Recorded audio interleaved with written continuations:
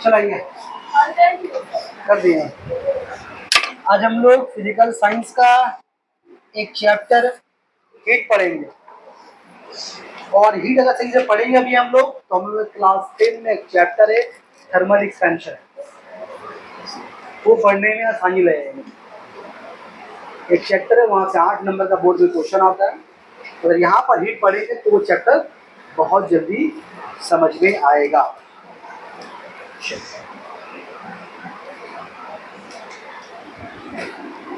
क्या चीज़ है heat? Heat को उर्दू में बोलते हैं हरारत। अगर आप अपने बुक में अगर इसका डेफिनेशन पढ़ेंगे तो उसमें लिखा हुआ है कि हरारत एक किस्म की तवानाई है जो किसी माध्यम में सालमों के हरकत के बायस पैदा होती है।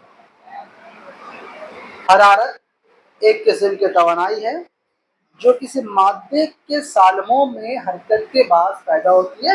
यही तुम्हारा हीट का डेफिनेशन है।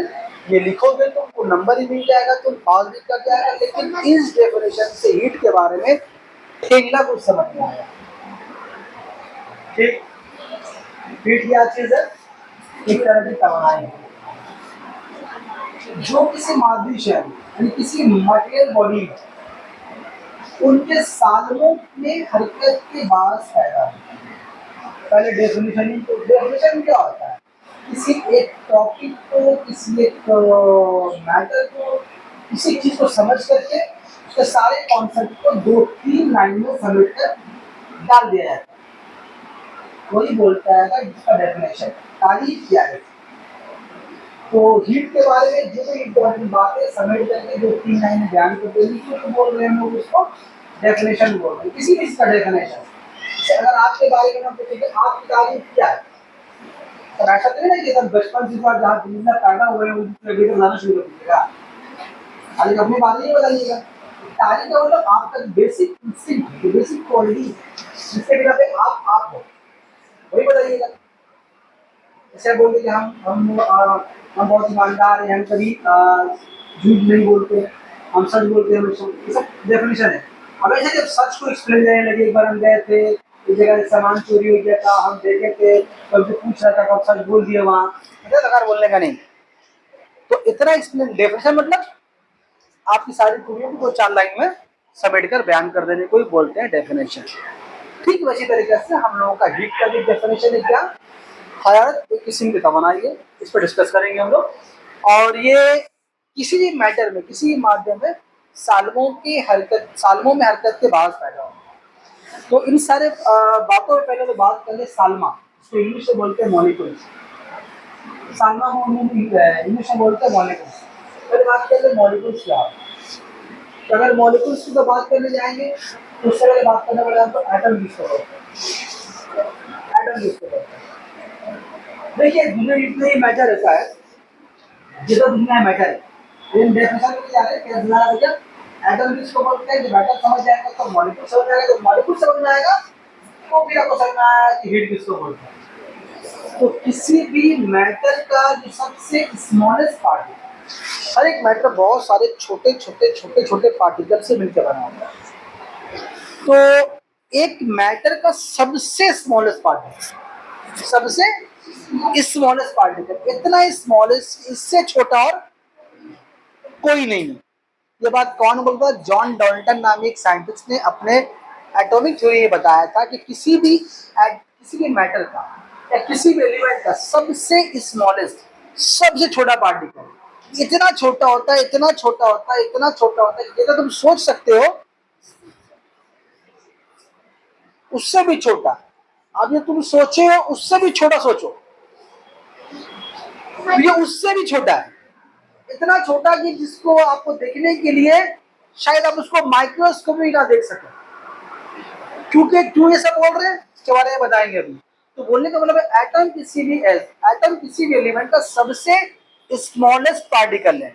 इसको अपनी हम खुली आंखों से नेकेड आई से देख नहीं सकते, और अब सच बोले तो आज तक एटम को किसी ने देखा भी नहीं है। लेकिन ना देखने पर जो डिस्कवरी हो रहा है, जो कुछ चल रहा है इमेजिनेशन पे, जो कुछ चल रहा है इमेजिनेशन पे, जिस तरह हमारे इंसानी बॉडी का, लिविंग बॉडी का सबसे स्मॉलेस्ट पार्टिकल सेल होता है ना, उसी तरीके से जो बेजान चीजें हैं, बेजान चीजें हैं, उनका सबसे स्मॉलेस्ट पार्टिकल कौन है? तो एटम किसी मैटर के लिए वही हैसियत रखता है जो हम जानदारों के बॉडी में सेल, हमारे सेल्स मिलकर के हमें बनाते हैं, उस तरह छोटे छोटे एटम मिलकर के किसी मैटर को, किसी एलिमेंट को शक्ल देते हैं। तो सबसे स्मॉलेस्ट पार्टिकल है, उसने कहा था जॉन डाल्टन ने, इससे छोटा और हो ही नहीं सकता, बस ये लास्ट है। इसका इतना छोटा है कि हम उसको खुली आंखों से देख नहीं सकते, उसको एटम बोलते हैं। उसने ये भी कहा था कि एटम को क्रिएट भी नहीं कर सकते, एटम को डिस्ट्रॉय भी नहीं कर सकते। ठीक, और भी बहुत सारी बातें उसने कही थी कि एटम को आज ब्रेक नहीं किया जा सकता। लेकिन जॉन डाल्टन की बात कुछ सालों के बाद गलत साबित हुई, बाद में एटम को तोड़ा गया। एक चैप्टर है एटॉमिक स्ट्रक्चर, वही पढ़ेंगे, डिस्कस करेंगे, एग्जाम में वही पढ़ लेंगे, जिसमें देखा गया कि एटम को भी तोड़ा गया। 3 फंडामेंटल एलिमेंट्री पार्टिकल्स के सामने आए, इलेक्ट्रॉन, प्रोटॉन एंड न्यूट्रॉन। फिर उन लोगों ने, जिन लोगों ने इलेक्ट्रॉन, प्रोटॉन, न्यूट्रॉन को डिस्कवर किया, उन लोगों ने कहा एटम भी अब टूट नहीं रही है, इलेक्ट्रॉन, प्रोटॉन बस लास्ट है, अभी टूटेगा नहीं। लेकिन उनकी बात भी गलत साबित हुई, बाद के आने वाले सालों में उसको भी। तो इसके बाद डिस्कस हम लोग भटक के चल लेंगे, हम फिर एटॉमिक स्ट्रक्चर पे पढ़ने वाले हैं, तो अपने बात को ही रोकते हैं। तो सबसे स्मॉल पार्टिकल कौन है? एटम है। अभी आप इतने समझे, अभी इलेक्ट्रॉन प्रोटॉन में ना जाए। एटम से जो थोड़ा सा बड़ा पार्टिकल, एटम में जो थोड़ा बड़ा पार्टिकल, समझने के लिए, एटम में जो बड़ा पार्टिकल, उसको बोलते हैं मॉलिक्यूल्स। क्या बोलते हैं उसको? मॉलिक्यूल्स बोलते हैं। तो मॉलिक्यूल में देखने के असल में वही बहुत छोटा है, लेकिन वो एटम के मुकाबले जरा बड़ा है। ठीक है, तो अगर जो बात अभी एटम के बारे में समझे, वो बात अभी मॉलिक्यूल के बारे में समझे। मॉलिक्यूल क्या है? किसी एलिमेंट का स्मॉलेस्ट पार्टिकल है, लेकिन एटम जरा सा बड़ा है। तो हम एटम के बारे में बात नहीं करेंगे, मॉलिक्यूल्स के बारे में बात करेंगे। तो जितना भी दुनिया में मैटर है, बहुत सारे छोटे छोटे मॉलिक्यूल से बना है। मॉलिक्यूल किससे बना? एटम से। एटम बना है प्रोटॉन, न्यूट्रॉन से, तो वो भी किसी चीजों से मिलकर बना, उसके बारे में बात अभी नहीं करें। लेकिन इस बात को ध्यान में रखिए कि आज तक एटम को देखा नहीं है। लेकिन एटम को देखा नहीं है, लेकिन उसको मालूम है कि इलेक्ट्रॉन भी है, प्रोटॉन भी है, न्यूट्रॉन भी है, न्यूक्लियस से प्रोटॉन है, न्यूट्रॉन है, चार्ज उसका पॉजिटिव, इलेक्ट्रॉन के साथ नेगेटिव है, वो ऑर्बिट पे एंटी गर्दिश कर रहा है, ऑर्बिट है, बहुत सारा कहानी उसके बारे में है। तो जो चीज देखा नहीं कि उसके बारे में इतनी सारी बातें, ये एक मैजिक ही है, मतलब पता नहीं कैसे है, लेकिन जो इसको डिस्कवर किया होगा वाकई वो काबिल तारीफ इंसान है। एक ना देखी जाने चीज के बारे में इतना कुछ लिख देना, इतना कुछ बोल देना, इतना कुछ डिस्कवरीज कर देना, अपने आप में वाकई बहुत कमाल की बात है। बात उसके बारे में तो समझ गए। एटम से बड़ा कौन है? मॉलिक्यूल्स। तो दुनिया में इतने ही मैटर्स है, वो बहुत सारे छोटे छोटे छोटे छोटे मॉलिक्यूल से मिलकर बने हैं। सपोज कीजिए ये जो स्केल है, ये स्केल है, ये बहुत सारे छोटे छोटे एटम, यानी कि बहुत सारे छोटे छोटे मॉलिक्यूल से मिलके बने। बहुत सारे मॉलिक्यूल्स ने एक दूसरे को जोड़ करके आपस में एक उनके बीच में फोर्स होता है, इसको बोलते हैं इंटर मॉलिक्यूलर फोर्स। उसी फोर्स के बिना पर हर एटम एक दूसरे को क्या हुआ? जकड़े हुए, हर मॉलिक्यूल एक दूसरे को जकड़े हुए, जिससे शक्ल इसका सॉलिड है।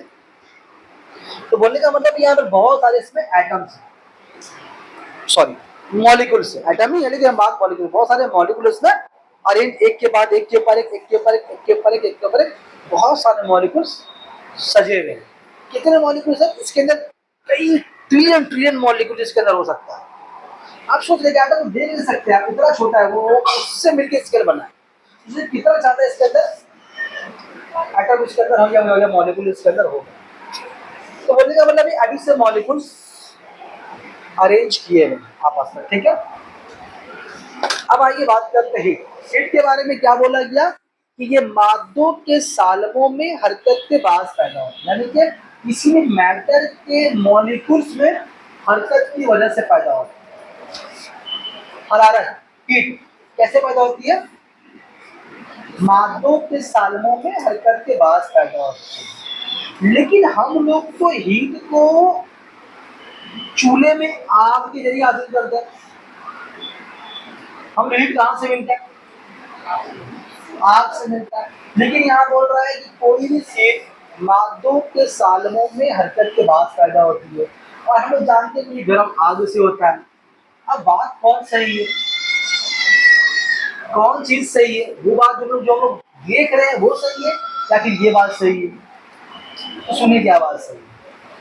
तो ये जो इमेजिन कीजिएगा आप, सपोज कीजिए ये वाला एक लोहे का रॉड है, इसकी क्या इसके मान लीजिए लोहे का रॉड है, इसे बहुत सारे एटम जो है एक दूसरे को आपस में कस के जकड़े हुए हैं। जैसे आप लाइन से बैठे हुए हैं, एक एटम, दो एटम, तीन एटम, बहुत सारे मॉलिक्यूल्स है, इससे बैठे हुए। सपोज कीजिए ये पूरा बैठ के एक लोहे का स्केल है, एक लोहे का रॉड है, सब मॉलिक्यूल्स एटम जो एक दूसरे से कस के चिपके हुए हैं एक फोर्स ऑफ अट्रैक्शन के बिना पर, ठीक है।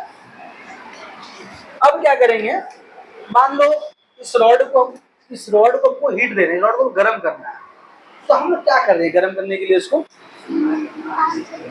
आग के पास लेके जाएंगे। तो इसको आग के पास लेके जाएंगे आप, आग में इसको आग के कांटेक्ट में आके ये गर्म होना शुरू, मतलब ये आपका जहां जलना शुरू नहीं कर देगा, क्या होगा? मान लो इसका मुंह चूल्हा है, कोयले का, हम आग में लाया, हीट जो है रॉड आहिस्ता आहिस्ता गर्म होगा, आपको महसूस होगा, फिर और गर्म होगा, फिर और गर्म होगा, फिर और छोड़ देगा। गिराएंगे इसका मतलब हुआ कि हीट अचानक नहीं आई, वो आहिस्ता आहिस्ता आहिस्ता मेरे हाथ की तरफ आई। एक टाइम ऐसा आया कि मेरे बर्दाश्त के बाहर हुआ, उसको छोड़ दिया। ठीक, यहाँ तक बात तो सही है। तो बज़ाहिर देखने में तो ये लग रहा है कि इस आग के चूल्हे में रॉड को टच किया तो फिर ये गर्म हुआ, तो मालूम हो रहा है कि हीट जो है आग से ही मिली है। लेकिन ये बात सही नहीं है। क्या हुआ, बात जमाना समझिए। जैसे इसको आग के कांटेक्ट में ले जाएंगे इस रॉड को, फिर रॉड के सामने में जो मॉलिक्यूल्स होगा, जैसे हम इसके पास ले जाएंगे तो इस मॉलिक्यूल्स के अंदर एक वाइब्रेशन पैदा होगा, उसके अंदर एक काइनेटिक एनर्जी आएगी, और वो जो एटम है अपनी जगह वाइब्रेट करना शुरू करेगा। अभी तक तो आप देख नहीं पाएंगे, लेकिन हो ही रहा है। तो जैसे आग के टच में लाए, कांटेक्ट में लाएंगे इसको हम, तो इसका सामने का जो एटम होगा या मॉलिक्यूल्स होगा वो वाइब्रेट करना शुरू करेगा। अब ये एटम्स एक दूसरे के इतने क्लोजली अटैच्ड होते हैं कि अगर एक मॉलिक्यूल वाइब्रेट कर रहा है तो जो मॉलिक्यूल उसके साथ अटैच है, चिपका हुआ है, तो ज्वाइंट है, तो वाइब्रेशन की वजह से इस मॉलिक्यूल से एटम्स में रगड़ पैदा हो रही है। क्या हो रही है? रगड़ पैदा हो रही है। अब रगड़ पैदा होने की बिना पर क्या हो रहा है कि अब ये इसके पीछे वाले मॉलिक्यूल्स अब वो वाइब्रेट करना, अब जब वो रगड़ की वजह से क्या हो रहा है, अब वो गर्म हो रहा है। जब वो गर्म होगा तो क्या करेगा, अब वो अपनी जगह में बैठ के वो वाइब्रेट करना शुरू कर देगा। जब वो वाइब्रेट करना शुरू कर देगा तो ठीक उसके पीछे वाला जो एटम है, ठीक है, उसके कांटेक्ट में वो एग्जांपल समझिए, सपोज कीजिए ये वाला हम लोग कौन सा लाइन टेढ़ा होगा, मान लीजिए ये वाला रॉड, मान लीजिए एक सीधा एक रॉड है, ठीक है, ये रॉड का पहला मॉलिक्यूल है, इसका वो हम आग लगा दिया, इसको आग लगाएंगे, इसको आग मिलेगा, ये वाइब्रेट करना शुरू करेगी। अब इसके पीछे ये जो एटम है मॉलिक्यूल बैठ करके, अब इसके उछलने कूदने के बिना क्या होगा, इसके अंदर रगड़ पैदा होगा। तो उसको बोले कि भाई ठीक से बैठना, बोले हम क्या करें, हमको तो एनर्जी मिला है यार, हम अपने आप वाइब्रेट कर रहे हैं। तो अब क्या हो रहा है, उसके बिना पर ही कि ये गुस्सा हो जाएगी, अब ये इस रगड़ के बिना पर इसे हीट पैदा होगा। जब हीट पैदा होगा तो पीछे बैठ ही नहीं जाएगा, अब यही बात यही बोलेगी भाई ठीक से बैठ। तो अब लेकिन वो अपने आप को रोक नहीं पाएगी, इसके रगड़ के बिना पर क्या होगा, उसके अंदर भी एक वाइब्रेशन पैदा होगा। तो मतलब क्या हो रहा है, ये जो हीट ट्रांसफर हो रहा है ये सालमों में मॉलिक्यूल्स में हरकत के बाद से पैदा हो रही है। अगर हम इसको हीट दें और ये वाइब्रेट ना करें तो भी गर्म, वो भी गर्म नहीं होता। इसका अच्छा एग्जांपल समझिए, ऐसे अपने हाथों को कीजिए, समझिए आपका हाथ एक एटम है, ये हाथ दूसरा एटम है। रगड़िए एक को, रगड़िए। अगर आप 10-15 मिनट अगर लगातार रगड़ लेंगे ना तो चम्मच छिल जाएगा। करके देखिए आप कोई नहीं पता, पहाड़ उड़ाना पड़ेगा, इतना गर्म हो जाएगा पहाड़। 2-3 मिनट तो हीट आया ना। हमने यहाँ पर आग का इस्तेमाल तो नहीं किया, बात समझ में आ रही है? आग का इस्तेमाल तो नहीं किया। इसका मतलब ये हुआ कि हीट जो है आग से तो मिलती है हमको, लेकिन आग से ही मिलेगी, ये बात सही नहीं। बोलो, बात नहीं समझ में आ रही? हीट मिला आपको ना जी। अभी इस स्केल को अगर हम कस के ऐसे रगड़ेंगे गर्म हो जाएगा, होगा। तो मेरी बात तो समझ में आ रही है? तो ये मॉलिक्यूल्स के बीच में आपस में रगड़ से, वाइब्रेशन से पैदा होती है। तो जो हीट शुरू में सप्लाई किया गया, सामने वाला एटम का क्या उससे काइनेटिक एनर्जी इंक्रीज किया। उसके बाद जो पीछे का मॉलिक्यूल्स है वो उस आगे वाले मॉलिक्यूल के लिए रगड़ पैदा हो रहा है, तो उसके अंदर एनर्जी पैदा हो रही है। फिर ऐसे करते करते एनर्जी कहाँ है, आगे की तरफ पहुंच रही है। और ये हीट सप्लाई का यहाँ से लेकर आगे की तरफ, पीछे की तरफ जा रहा है। बोलो, बात समझ में आ रही है? तो ये बात बोला हम कि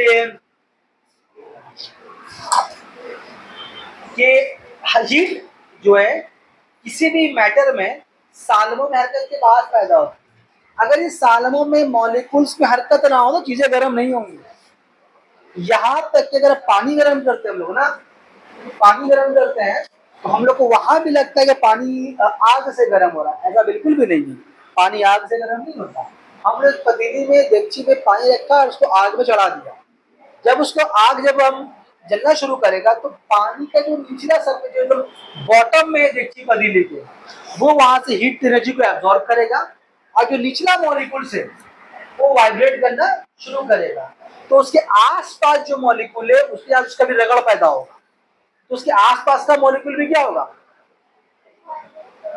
वाइब्रेट, उसका एनर्जी भी इंक्रीज करेगा। तो ये जो मॉलिक्यूल, जब पानी गर्म हो रहा होता है असल में वो क्या होता है, अंदर मॉलिक्यूल जो है आपको नजर नहीं आएगा, मतलब भागा भागी कर रहे हैं, वो वहां भाग रहा है, उससे टकरा रहा है, उससे रगड़ रहा। तो ये मॉलिक्यूल्स के आपस में टकराव से, आपस में रगड़ से, यानी मॉलिक्यूल्स की हरकत करने की वजह से, भागा भागी करने की वजह से, आग लगा है ना, मॉलिक्यूल की एनर्जी बड़ा है, अब भाग रहा, दौड़ अंदर से, तो दौड़ रहे, लड़ने, आपस में धक्का धुक्की करने की वजह से अंदर गर्मा गर्मी होता है।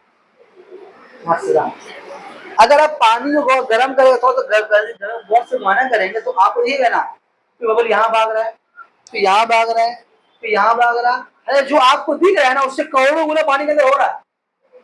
वो जो मॉलिक्यूल थोड़ा बड़ा हुआ बबल बन जाता है आपको दिखाई भी देता है।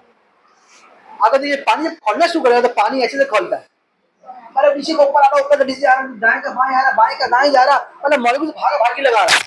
ठीक है, शुरू में सब शांति से गर्म हो हल्का हल्का, इसी से टाइम जाएगा, उसको बोलते हैं पानी खोल दिया, बात से पानी उबल गया, तो देखिए और मॉलिक्यूल बहुत तेजी से भाग रहे होते हैं, आपके जैसे आपस में लोग बातचीत करता है। नहीं, बात समझ में आ रही है? तो चीजें गर्म आग की वजह से नहीं होती, मॉलिक्यूल्स के आपस में रगड़ की वजह से होती है, आपस में टकराने की वजह से होती है। अगर अगर अगर अगर गर्मी, अगर हीट सिर्फ आग से मिलती तो जो हाथ वाला एग्जांपल दिया आपको, तो सही नहीं होता। क्या ख्याल है? बात समझ में आ गई? तो अभी बात समझ में आ गई कि किसी मैटर के मॉलिक्यूल्स में हरकत के बाद पैदा होती है। ठीक, अभी सब उसमें एक पहला जो लाइन था कि ये एक तरह की तवानाई है, एक तरह की एनर्जी है। एनर्जी के बारे में क्या पढ़ा है, काम करने की सलाहियत को हम लोग तवानाई कहते हैं। इससे पहले चैप्टर में हमने पढ़ा है और यही पढ़ा है कि एनर्जी को ना ही क्रिएट कर सकते, ना ही डिस्ट्रॉय कर सकते, बल्कि एनर्जी के एक फॉर्म को दूसरे फॉर्म में ट्रांसफॉर्म कर सकते हैं। एनर्जी हमेशा ट्रांसफॉर्म सकती, कभी वो खत्म नहीं हो सकती। अभी आपने अपने हाथों को रगड़ा तो हीट एनर्जी पैदा हुआ एनर्जी, लेकिन ध्यान दीजिए वो हीट एनर्जी पैदा करने के दौरान आपने अपने बॉडी के केमिकल एनर्जी को खर्च किया, आपने मेहनत किया ना, अपने हाथों को हिलाया, ये हाथ पे लाने में एनर्जी खर्च हो रहा है, एनर्जी कहाँ से? मेरे बॉडी में जो खाना खाया उस खाने के बिना मेरे बॉडी में एक एनर्जी स्टोर है, उस एनर्जी को क्या कर रहा है? मैकेनिकल एनर्जी में चेंज कर रहा है। वो मैकेनिकल एनर्जी क्या कर रहा है? उस फीड एनर्जी में एनर्जी है क्या? सिर्फ कन्वर्शन चल रहा है। लाइट एनर्जी पौधों में गया केमिकल एनर्जी, मेरे बॉडी में आया पोटेंशियल एनर्जी जमा है, उसको कन्वर्ट किया कराया हम मैकेनिकल एनर्जी, फिर ये गया हीट एनर्जी में। अब हीट कहाँ गया होगा सर? कहीं तो गया होगा, वो भी तो हीट कहीं गया होगा। तो जो आपके बॉडी में जो हीट पैदा हुआ वो हीट फिर बाहर आया, क्या से बाहर आया। वो बाहर आकर क्या किया हमको नहीं पता, नजर नहीं आ, लेकिन वो किया कुछ ना कुछ वो किया होगा। ये बात समझ अपेरेंटली लगता है कि हीट लॉस हो गया, हीट लॉस नहीं हुआ, एनर्जी लॉस नहीं हुआ, एनर्जी अब शक्ल को ट्रांसफॉर्म कर लिया है। अब यहाँ पर हमको यहाँ पर आने का हम लोगों को दिखाई नहीं दे रहा है, लेकिन वो एनर्जी जो ट्रांसफॉर्म हो चुका है। इसीलिए क्या बोला गया कि हीट एक तरह की एनर्जी है। अब एनर्जी क्यों है? अब कहीं पर भी अगर हीट पैदा हो रहा है तो वो आपका मैकेनिकल हम काम करने से ही होगा।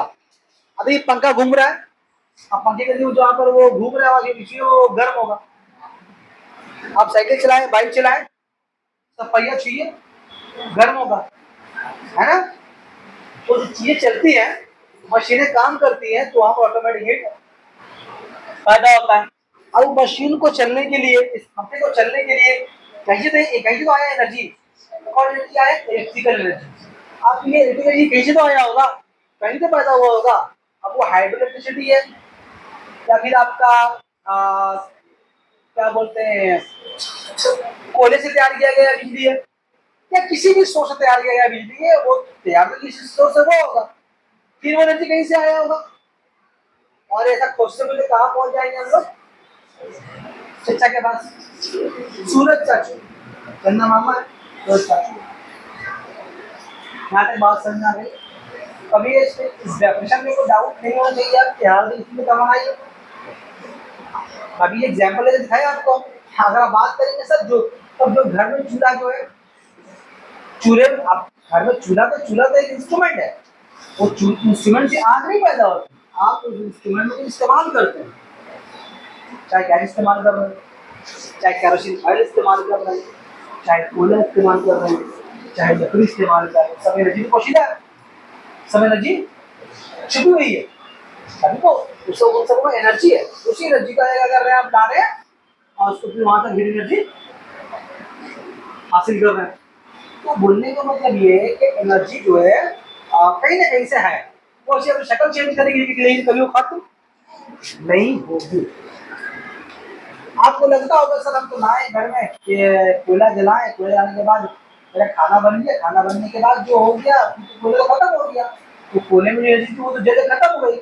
लेकिन नहीं, उस कोयले की एनर्जी से जो हीट पैदा हुआ, आपका खाना जो बना, लेकिन बहुत हीट एनर्जी जो है वो हवा में शामिल होगी। उस हवा में हीट एनर्जी शामिल हुई है, हवा जो गर्म की होगी, हवा का हवा गर्म हुआ होगा ना, वो हवा गर्म होकर भाप बनी होगी, या गर्म होकर वो हल्की हुई तो उड़ा जाएगी ऊपर चली गई, बादल बन गई, वो बादल बन के फिर वो नीचे बरस रही है, बरस के फिर आएगी, फिर वो समुद्र झील वगैरह में पानी में गिरेगी, फिर वहां से पन बिजली पैदा होगा।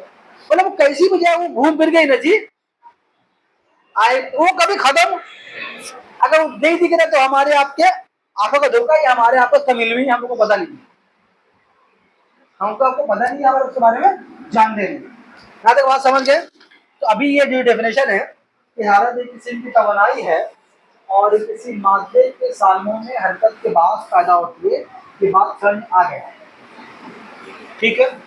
तो उसको बोलते ही तो सर टेम्परेचर क्या चीज है? तब हीट समझ गए, तो टेम्परेचर क्या चीज है?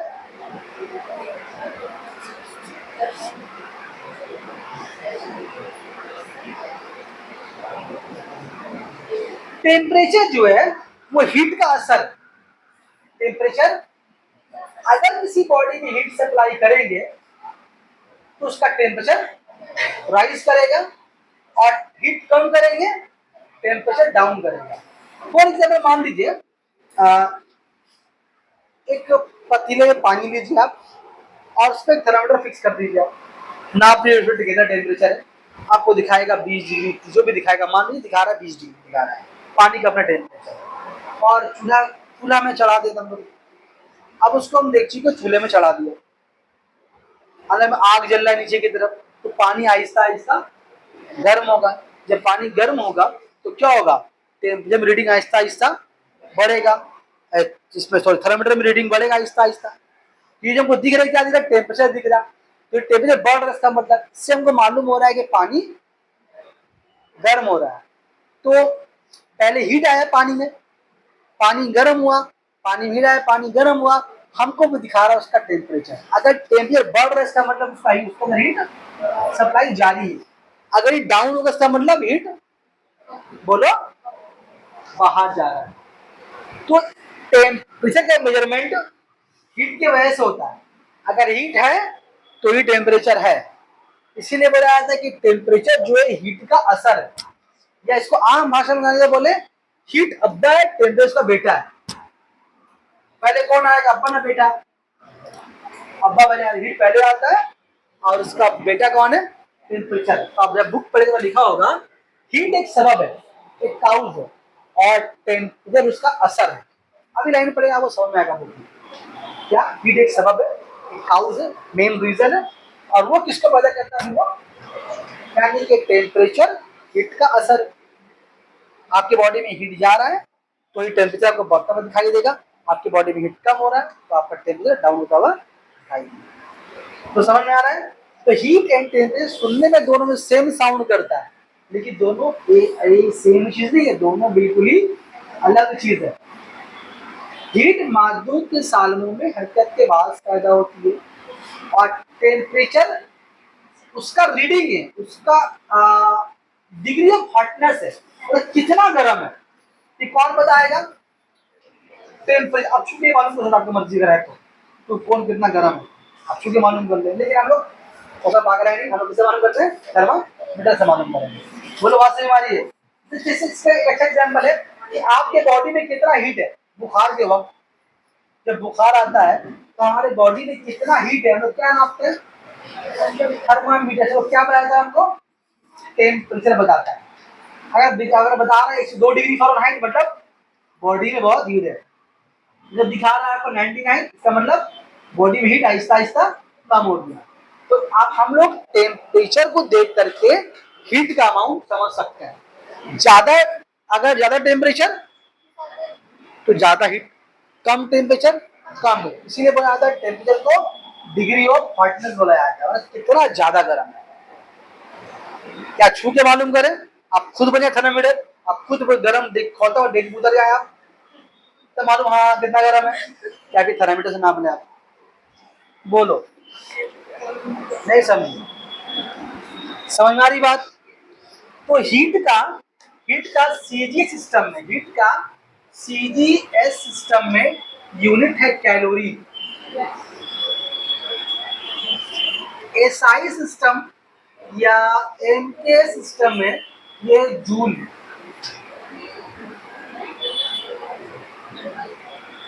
बात ना करें तो भलाई आप लोग। एमके सिस्टम में BTHU, हालांकि इस्तेमाल बहुत कम होता है लेकिन है इसका नाम BTHU। उसको बोलते हैं ब्रिटिश थर्मल यूनिट बोलते हैं उसको। ज़्यादा इस्तेमाल होता है कैलोरी एंड जूल, हर याद करने के लिए लिख दिया, ठीक है। और यहाँ पर आपको एक इम्पोर्टेंट रिलेशन याद रखना है, एग्जाम में पक्का ये आपको आएगा रिलेशन आपका कि 1 जूल इक्वल टू कितना कैलोरी होता है। सॉरी उल्टा बोल दिया। 1 कैलोरी शॉर्ट में कैलोरी 4.2। इस रिलेशन को याद रखिएगा, 1 कैलोरी इक्वल टू 4.2 जूल। अब आपसे एग्जाम में कैलोरी का डेफिनेशन पूछा जा सकता है कि व्हाट इज कैलोरी। कैलोरी के बारे में क्या बोला, ये हीट का यूनिट है, किसमें, सीजीएस सिस्टम में। तो आपसे पूछे बताओ 1 कैलोरी की तारीफ क्या है, तो बहुत सिंपल डेफिनेशन है, बहुत सिंपल डेफिनेशन है कि कैलोरी किसमें, सीजीएस में है ना। तो कैसे डिफाइन करेंगे हम लोग इसको कि 1 ग्राम पानी, कितना पानी, ग्राम क्यों बोल रहे हैं? क्योंकि सीजीएस है।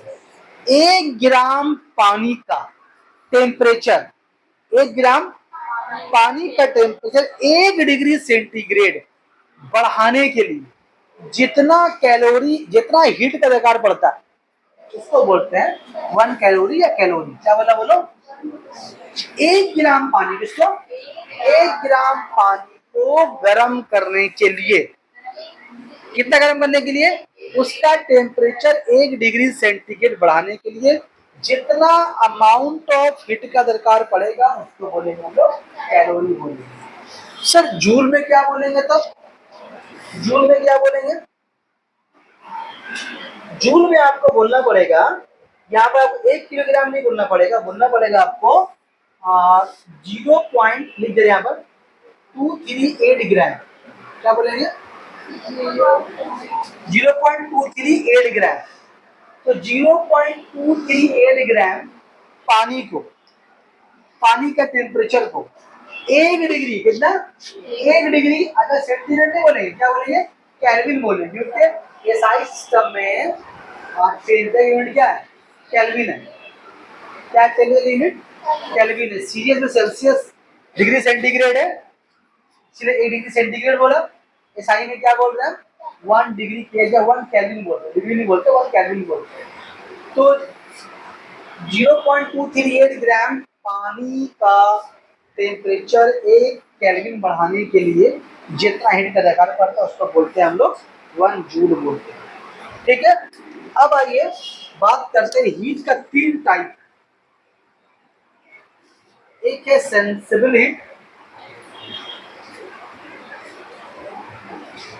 दूसरा है latent heat,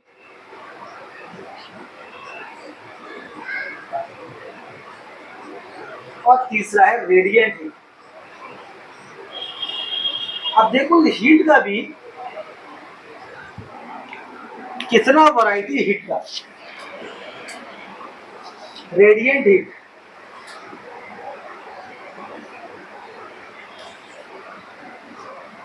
sensible heat. Sensible heat किसको बोलते हैं? सेंसिबल हीट ऐसे हीट को बोलते हैं कि अगर कोई हम छू रहे हैं तो हमको छू करके गर्मी का एहसास हो रहा है, हॉटनेस का एहसास हो रहा है। अगर जो हीट हम महसूस कर पा रहे हैं, हम छू कर टच करके महसूस कर पा रहे हैं, तो ऐसे हीट को बोलते हैं सेंसिबल हीट। क्या बोला बोलो? ऐसे हीट को बोलते हैं सेंसिबल हीट। तो सर ऐसा भी हीट होता है जो हीट है लेकिन समझ में ना आए? हाँ, यही तो पढ़ने वाला बात है कि ऐसा हीट भी है जो है लेकिन वो समझ में नहीं आता। ऐसे हीट को बोलते हैं हम लोग लैटेंट हीट, हरारत मुख्फी। इसका मतलब होता है छुपी हुई हरारत। बोलो, अब इसके हाथ को टच कीजिए आप, क्या आपको गरम गरम लग रहा है इसके हाथ को छू करके? बोलिए बोलिए बोलिए बोलिए। नहीं लग रहा है। लेकिन लेकिन लेकिन लेकिन लेकिन लेकिन हमारे और आपके बॉडी में हीट है। हमारे और आपके बॉडी का इंटरनल टेम्परेचर हमेशा कितना है? कितना है? 36 डिग्री सेंटीग्रेड के आसपास। कितना है? अच्छा, अगर इसको बुखार होगा तो लगेगा आपको? तब लगेगा, तब लगेगा। अगर मान लो मुंह हाथों के भी आई, हाथ में होगा तब छुए तो हाथ ठंडा लगेगा, लगेगा ना? तो बुखार के वक्त अगर छुएंगे तो हाथ गर्म मालूम होगा, ऐसे मालूम नहीं हो रहा है। तो बुखार के बाद हीट सेंसिबल है लेकिन अभी सेंसिबल क्यों? ऐसा नहीं है, हमारे बॉडी में हीट तो है। हमारे बॉडी में कितना है? हीट है। हीट मतलब हमारे बॉडी का टेम्परेचर 36 डिग्री सेंटीग्रेड के आसपास है। और हम जानते हैं कि टेम्परेचर पैदा कब होता है? हीट के बिना पैदा होता है। तो अगर मेरे बॉडी का टेम्परेचर 36 डिग्री सेंटीग्रेड है यानी कि हीट है। अब हीट हमको आ रहा, आपको समझ में नहीं आ रहा? आपको समझ में आ रहा है? तो ये तो एग्जाम्पल है, ऐसा बहुत सारा हीट है। आप अपने आस पास से मान लीजिए, इसको छुइए आप, गर्म लग रहा है आपको? नहीं लग रहा, लेकिन इसमें भी हीट मौजूद है, लेकिन इसका आपको एहसास नहीं हो रहा है। इसको क्या बोलते हैं? Latent heat. अच्छा, कहाँ छिपा हुआ है? पढ़ेंगे आगे आगे। तो ये सेंसिबिलिटी का मतलब वो जो हमारा महसूस तो बुखार में हीट महसूस हो रहा है। अच्छा, हम लोग को ऐसी एडजस्ट करते महसूस क्यों नहीं हो रहा?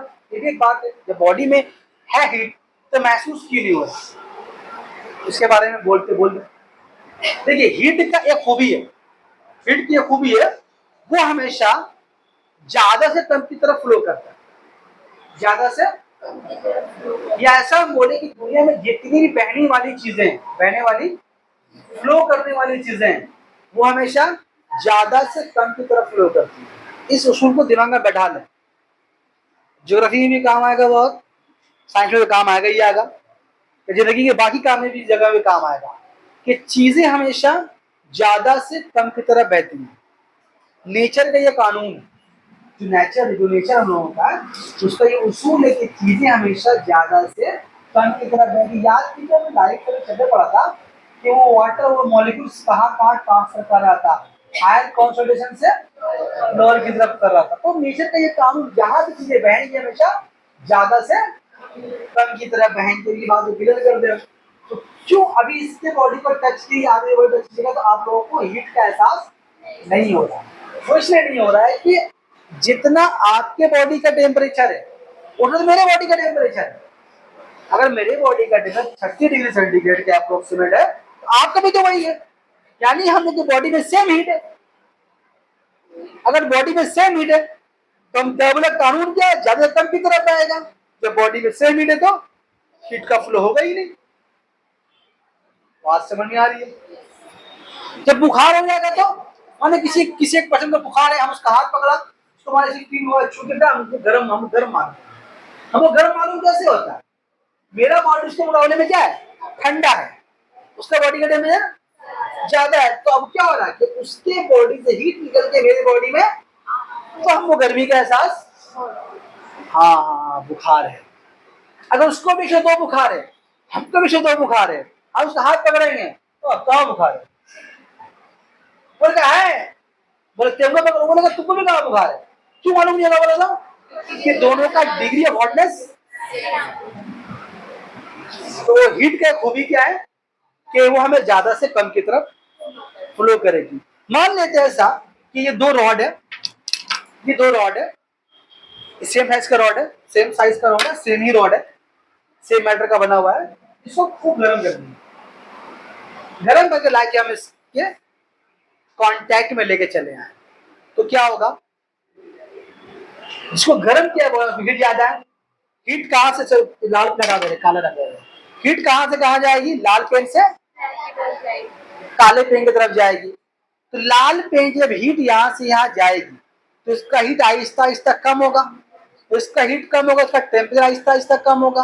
और हीट जब यहाँ से यहाँ जा रही है तो इसका टेम्परेचर, बोलो, बढ़ेगा, बढ़ेगा टेम्परेचर इसका, क्योंकि इसमें हीट बढ़ रहा है। हीट यहाँ से यहाँ जा रहा है, इसका टेम्परेचर बढ़ रहा है। क्या ऐसा होगा कि ये ठंडा हो जाएगा, ये एकदम गर्म हो जाएगा? ऐसा कभी नहीं होगा। हीट ट्रांसफर होते हुए टाइम ऐसा आएगा कि दोनों के पास सेम अमाउंट हीट हो जाएगा, सेम अमाउंट हीट हो जाएगा, तो हीट का ट्रांसफर और नहीं होगा। इस कंडीशन को बोलते हैं थर्मल इक्विलिब्रियम।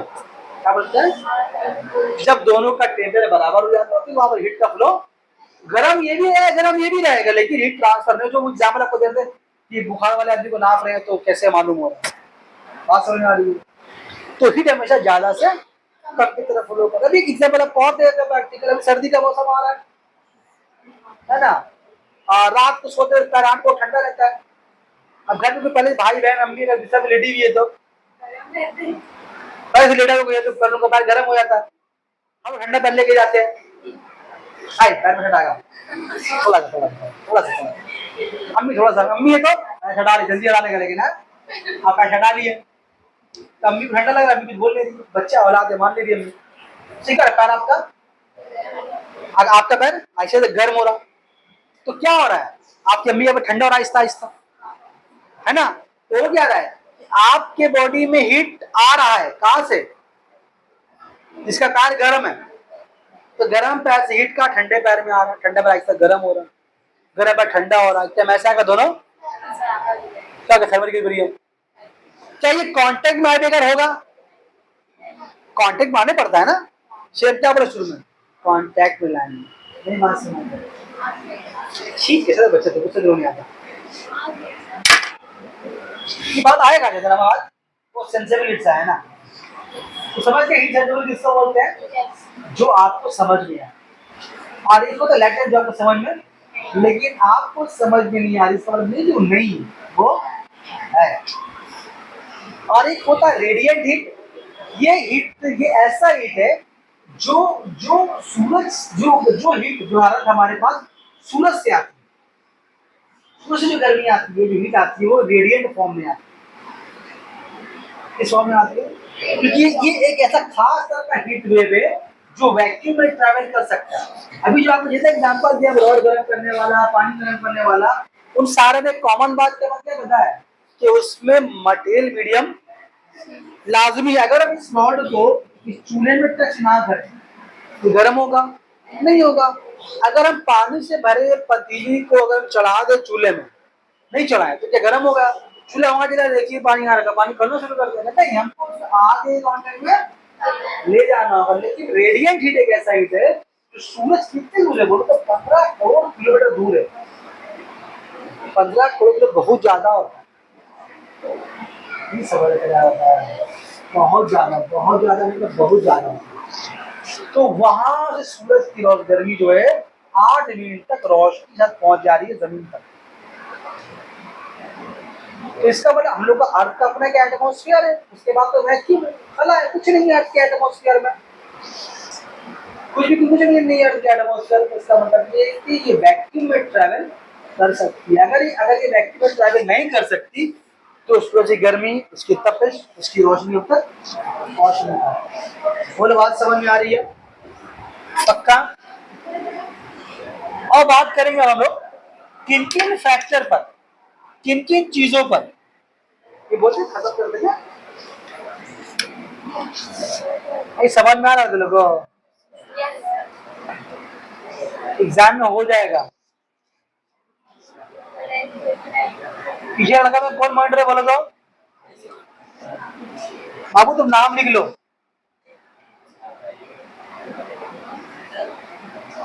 नाम लिख लो जो बात कर रहा है।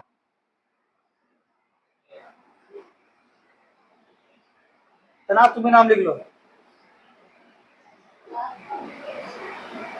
Factor determining the quantities of heat।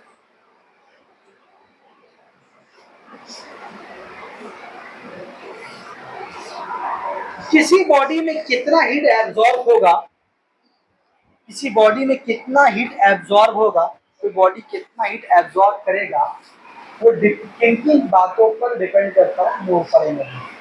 ये जो हीट एब्जॉर्ब हो रहा है वो किन किन बातों पर डिपेंड करता है।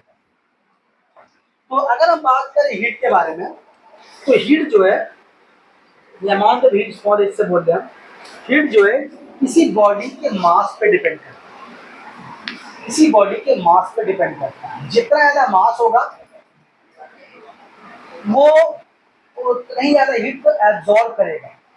सपोज कीजिए कि ये लड़की भी एक तांबा का छोटा पतली ली है, तांबा का पतली ली है, ये लड़की सिर्फ 3 गुना बड़ा पतली ली है, मान शादी का डेग ली है, वो छोटा पतीली ली है, और दोनों के पतीले को अगर उसका टेम्परेचर मान लो 20 डिग्री तक गर्म करना है, 20 डिग्री तक, दोनों को 20 डिग्री सेंटीग्रेड तक गर्म करना है।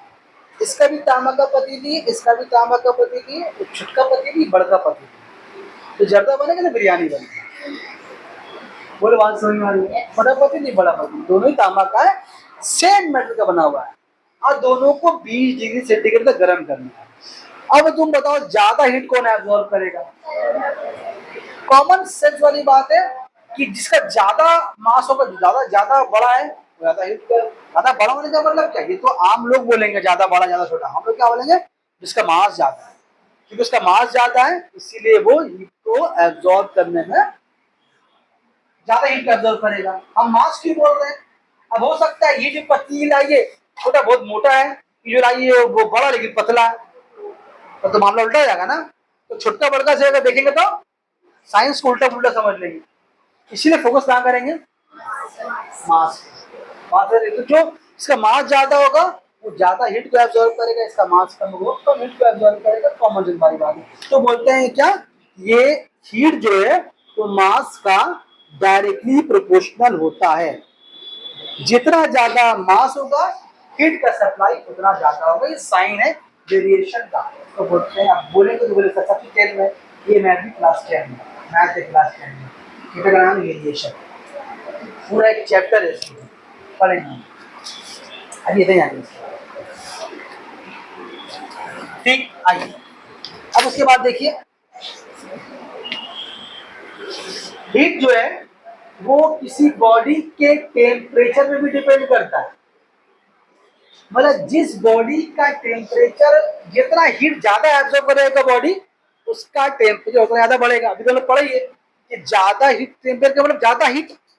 अगर आपको बुखार है तो आपके बॉडी का ज्यादा टेम्परेचर शो हो रहा है, मतलब क्या, बॉडी में ज्यादा हीट है। आपके बॉडी का टेम्परेचर कम शो हो रहा है, मतलब आपको बुखार नहीं, आपके बॉडी में कम हीट है। तो मतलब जो हीट जो है, जो हीट एब्जॉर्ब बॉडी करता है, वो टेम्परेचर का डायरेक्टली प्रोपोर्शन। जितना हीट बॉडी एब्जॉर्ब करेगा उसका टेम्परेचर उतना ही राइज करेगा। जितना हीट एब्जॉर्ब होगा उतना टेम्परेचर राइज होगा, क्योंकि हीट का असर कौन है, टेम्परेचर है, ठीक। उसके बाद हीट जो है वो डिपेंड करता है स्पेसिफिक हीट के ऊपर। स्पेसिफिक हीट, इसको बोलते हैं हरारत इजाफी।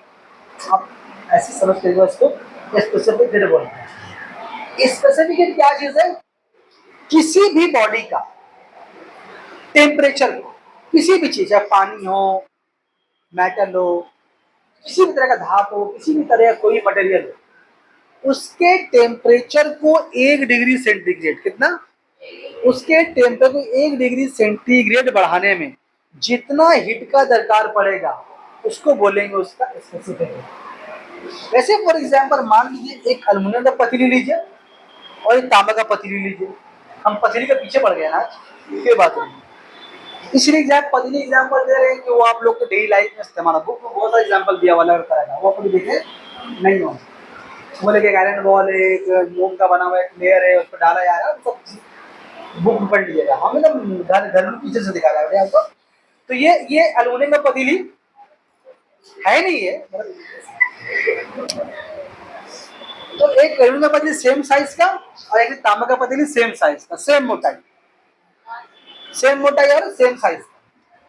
जब दोनों को हम सेम तरह के एक ही जगह चूल्हे में चढ़ाएंगे, सेम फ्लेम में चढ़ाएंगे, तो दोनों एक साथ गर्म नहीं होंगे, दोनों का टेम्परेचर एक साथ राइज नहीं होगा, क्योंकि अल्युमिनियम का गर्म होने का हीट को एब्जॉर्ब करने का टेंडेंसी कुछ अलग है और तांबा कुछ अलग है। कैसा अलग है सर, वही बोल देते हैं, अल्युमिनियम जल्दी गर्म हो जाता है, अल्युमिनियम जल्दी गर्म हो जाएगा, कम वक्त में गर्म हो जाएगा, लेकिन तांबा तो देर में गर्म होगा।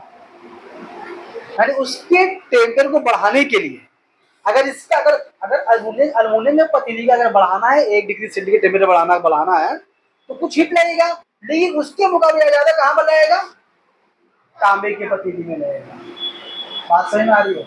तो तांबे का पतीली हीट ज्यादा है, जिससे जो अच्छा खाना बनता है, जो बड़ा खाना बनाया जाता है वो तांबे के पतीली में बनाया जाता है, और घर वाला खाना बनाया जाता है अल्युमिनियम के पतीली में। क्यों, जल्दी हीट चाहिए ना, 2 बजे तो खाना बनाना, 2 बजे तक का, 12 बजे खाना बनाना बेटा, 2 बजे खाना बनाना है। और शादी में खाना डे के बनता है, वो रात से बनता है, और बनाना कब है, दोपहर में, तो वहां से स्टार्ट चलेगा। तो वो तांबे के बर्तन में खाना बनता है वो ज्यादा अच्छा है, और अल्युमिनियम वाला में वो खाना उतना अच्छा नहीं, खाना जल्दी जल जाएगा। जितना देर में वो तांबा में बना रहा है, अल्युमिनियम में खाना अपना में जल के काला कोयला हो जाएगा।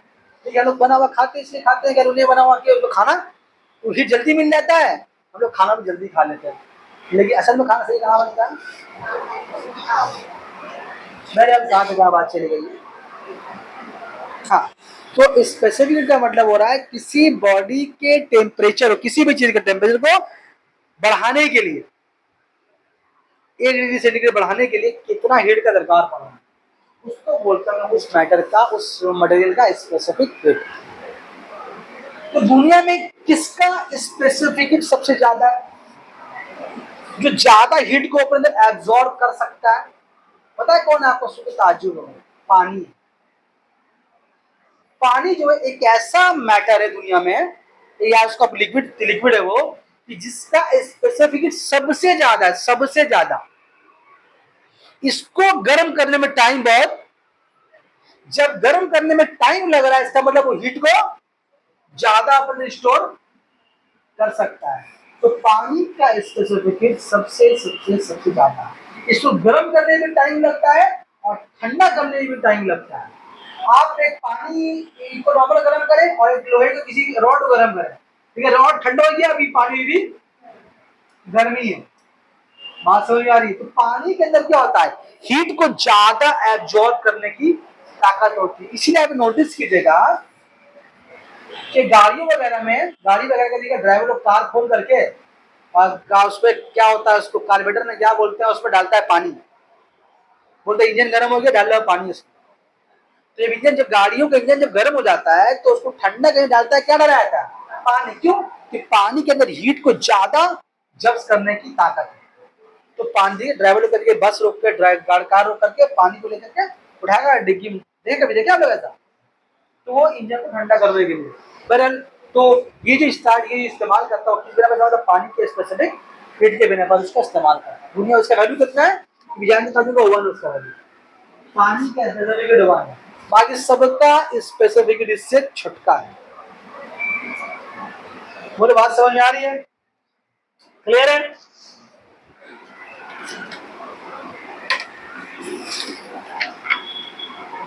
पानी का, इस पानी का हीट को एब्जॉर्ब करने की कैपेसिटी सबसे ज्यादा है। अभी का एग्जांपल दें, प्रैक्टिकल लाइफ साइंस को जोड़ोगे, साइंस पढ़ने में अच्छा है। कई बुखार घर में आपका हुआ होगा, किसी का आपका हुआ होगा, तो जब बुखार बहुत ज्यादा तेज होता है तो घर वाले क्या बोलते हैं, सर धुला दे इसका, है ना, सर धुला दे। क्योंकि बुखार में एक टारगेट होता है कि बुखार सर पे ना चढ़े, सर पे चढ़ेगा तो आपका डेथ हो सकता है। तो डॉक्टर क्या बोलते हैं कि बुखार बहुत तेज हो, क्यों अभी क्या बोले बता रहे हैं, बुखार बहुत तेज हो तो सर में पट्टी चढ़ाओ और या सर धुला दो। कभी बुखार अगर कम नहीं हो रहा है तो नहला दो उसको ठंडा पानी से। तो पानी से डॉक्टर पहले क्या बोल रहा था, बुखार हो गया नहलाना मत, है ना, कंबल उड़ा के रखो। डॉक्टर खतरनाक था वो लोग, को मार दूसरे के चक्कर में, गलत साइंस का है ऐसा। तो अगर बॉडी में अगर बुखार, इसका मतलब सिंपल साइंस है, बॉडी में बुखार है, बॉडी में हिट जाता है, बॉडी में बॉडी हीट को बाहर निकालना होगा, बुखार ठीक हो जाएगा। क्या करते हैं हम लोग क्या करते हैं, सर को धोते हैं।